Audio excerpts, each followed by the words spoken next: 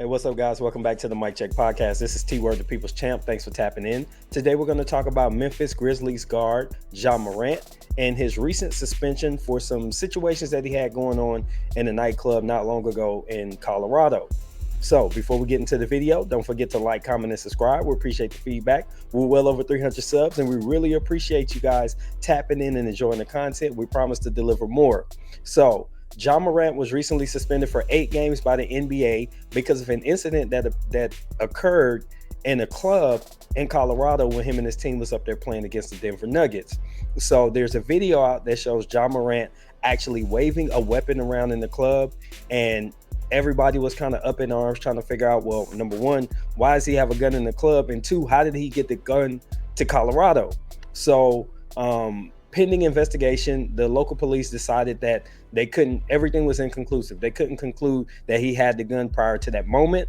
They also couldn't conclude that he traveled with the gun, and they couldn't conclude that it was his gun. So a lot of people that rushed to judgment and decided that they knew exactly what was going on before the details came out, they kind of look a little foolish now because nobody had any clue that it was going to turn out this way. We don't even know the true situation with the gun. Could have been a prop gun. There could have been a lot of different things, which is also illegal, by the way, but it could have been a lot of different things going on with that situation. But now that we have the details, and obviously they couldn't figure out anything beyond the fact that we have this short clip of him doing something foolish, the NBA decided that 8 games was good enough. So he had already missed 5 games when they decided to suspend him. And then the same day they put out the suspension, he had a game that day he was going to miss. And then he's also going to miss Friday and Saturday's games. So for the most part, it's a total of 8 games. He's already done 5. Actually, he's already done 6 at this point when you see in this video. So what that means to me is that the league is not necessarily trying to make the example that many people thought they would. What they're trying to do is show a player, okay, you can be flawed. Mistakes can happen. You can make bad decisions, but understand that now you're going to be under the microscope and there's going to be scrutiny on anything that you do. But we don't have to take away everything that you worked for because you made the mistake of a younger person. There's a big narrative that's going around that because you become a millionaire, you instantly understand the decorum that you should display when you get to that status. That just doesn't make sense.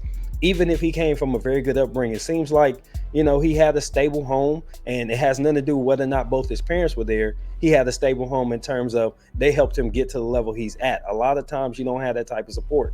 They actually supported him. He got to this level, but yet his maturity level hasn't allowed him to understand that you have to start making decisions that are for your long-term future and not just for the moment. And Ja's learning that lesson by missing out 8 games without pay. You hit him in his pockets, it's going to make sense. He's also not able to participate in the thing that he loves the most. So to me, I think the lesson should be learned. Whether he, reverts back to these same activities in 3 or 4 years remains to be seen. I just think that the punishment is appropriate. You got yourself in something weird, and this is conduct detrimental to the league. This isn't a bad look for the NBA. So in my opinion, they made a decision that made sense for the actions that Ja Morant took on that particular night.